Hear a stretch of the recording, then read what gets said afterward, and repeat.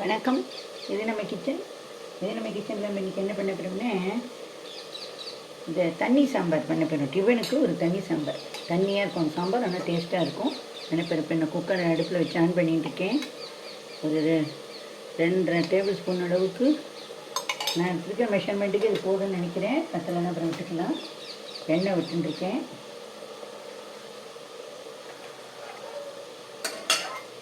இப்போ இதுக்கு கடுகு போட்டு 2 வெந்தயம் போட்டுருக்கேன். கடுகு வெடிக்கணும், வெந்தயம் வறுபடணும் பார்க்கலாம். இப்போ நல்லா கடுகு வெடிக்கிறது, வெந்தயம் வறுபட்டு எடுத்து. இப்போது இந்த ஒரு பெரிய வெங்காயம், ஒரு 3 தக்காளி எடுத்து வச்சுருக்கேன். அதை பண்ணோம்னா வதங்கணும். அதான் நல்லா வதங்குறதுல சரி. அடுத்த மீடியம் ஃப்ளேமில் வச்சுக்கிறேன். ஒரு பாதி வதங்கணும் இந்த எண்ணெய். அதுக்கு ஈஸியாக டக்குன்னு வதங்கிறதுக்காக உப்பு போட்டுக்கிறேன்.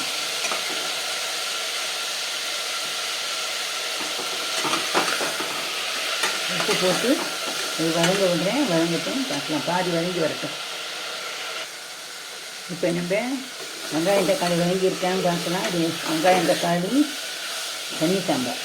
இதிலேயே நீங்கள் பரங்கிக்காய் போடலாம், முருங்கைக்காய் போடலாம், சாம்பார் வெங்காயம் போடலாம், கத்தரிக்காய் போடலாம்.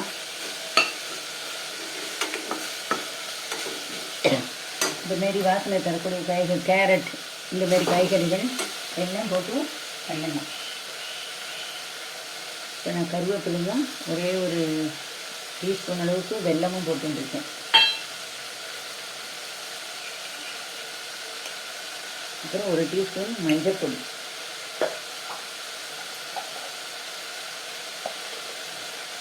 ஒரு அரை டீஸ்பூன் அளவுக்கு காஷ்மீரி சில்லி பவுடர்,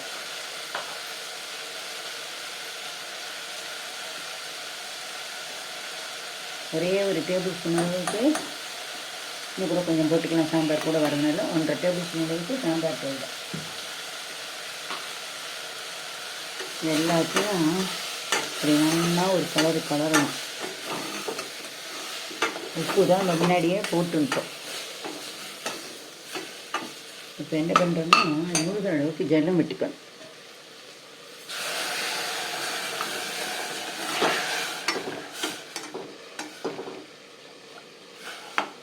முழுகிற அளவுக்கு ஜலம் விட்டுருக்கோம். இப்போ என்ன பண்ணுறோன்னா துவரம்பருப்பு இல்லைன்னா பைத்தம்பருப்பு, இல்லைன்னா துவரம்பருப்பு பாதி பைத்தம்பருப்பு பாதி நல்லா வேக வச்சுட்டு, நல்லா வேகணுங்கிறதுல ஒரு அரை வேக்காடு வெந்தால் போதும். அதை இதில் போட்டுக்கலாம். அவ்வளோதான். ஒரே ஒரு கரண்டி தான் அதுக்கு தேவைப்படும். இல்லை அப்படின்னாக்க குழவாவும் மேட் போட்டுக்கலாம். எங்கள் காலத்தில் குழவா தான் ₹1, அதனால் நான் குழவா போட்டுருக்கேன். நீங்கள் என்ன பண்ணுறேன், இதுக்கு மேலே இதுக்கு அதிகம் பருப்பு செலவழியாது. இல்லை அப்படின்னு துவரம்பருப்போ பைத்தம்பருப்போ இல்லை ரெண்டும் கலந்ததோ, இது ஒரு டேபிள் ஸ்பூன் ஒரு டேபிள் ஸ்பூன் களைஞ்சிட்டு அப்படியே இதில் போட்டுவிட்டு நல்லா ஒரு 5 விசில் விடணும். 5 விசில் விட்டுட்டு இது வந்ததுக்கப்புறம் எப்படி வந்திருக்குங்கிறத பார்க்கலாம். இப்போ நம்மளோட தண்ணி சாம்பார் ரெடியாகத்தான் பார்ப்போம். நான் 5 விசில் விட்டு இறக்கி வைக்கேன்.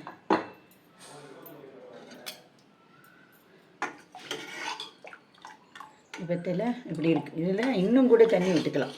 தண்ணி விட்டு ஒரு கொதி விட்டுட்டு இறக்கிடலாம். அவ்வளோதான். இதுக்கு எதுவும் தாளித்து கொட்ட வேண்டியதெல்லாம் இல்லை. நம்ம முன்னாடியே எல்லாம் பண்ணியாச்சு. இப்போ நல்லா ஒரு கொதி வந்தோடனே இறக்க வேண்டியதுதான். இதை பற்றியெல்லாம் தண்ணி சாம்பார் இது டேஸ்ட்டில் ரொம்ப அபாரமாக இருக்கும். பண்ணி பாருங்க, ஹோட்டல் டேஸ்ட்டு வரும் உங்களுக்கு. அப்படி எனக்கு இந்த தண்ணி சாம்பார் இந்தமாரிலாம் பிடிக்கலை, தண்ணி பிடிக்கலை அப்படிங்கிறவா ஒரே ஒரு டீஸ்பூன் கடல மாவு எடுத்து கரைச்சி விட்டு கொதிக்க விட்டு இறக்கிடலாம். தண்ணி சாம்பார் இப்படி தான் இருக்கும். நல்லா கொதி வரட்டும், காட்டுறேன் நான் உங்களுக்கு. பற்றியெல்லாம் வரும் அங்கே. அவ்வளோதான். இட்லியில் சுட சுட இட்லியும் போட்டுண்டு இந்த சாம்பாரையும் அதில் தூக்கி விட்டுண்டு நெய்யை விட்டுண்டு, இல்லை நல்லெண்ணெயோ எண்ணெய் இருக்க விட்டுண்டு, இல்லை அப்படியே கூட விட்டுண்டு சாப்பிட்லாம். இந்த சாம்பார் இட்லி சூடாக சாம்பார் சூடாக விட்டுட்டுன்னா இட்லி அத்தனையும் இந்த சாம்பாரை அப்சார்ப் பண்ணிவிடும். ரொம்ப நல்லா இருக்கும். கொதி வரட்டும் பார்க்கலாம். இப்போ நம்மளுடைய தண்ணி சாம்பார் நல்லா கொதி வர ஆரம்பிச்சுட்டு, இட்லி தொட்டுக்கிறதுக்கு தண்ணி சாம்பார் ரெடி. வருங்க, ரெடி. தண்ணியாக தான் இருக்கணும். இதேமாரி நீங்களும் பண்ணி பாருங்க. நன்றி, வணக்கம். நான் கொதிச்சு விட்டு நான் அதை அடுப்பை ஆஃப் பண்ணிவிட்டு குக்கரை விசில் மூடியை போட்டு மூடி வச்சேன்னா எல்லோரும் சாப்பிட வர வரைக்கும் நல்லா சூடாகவே இருக்கும். நன்றி, வணக்கம்.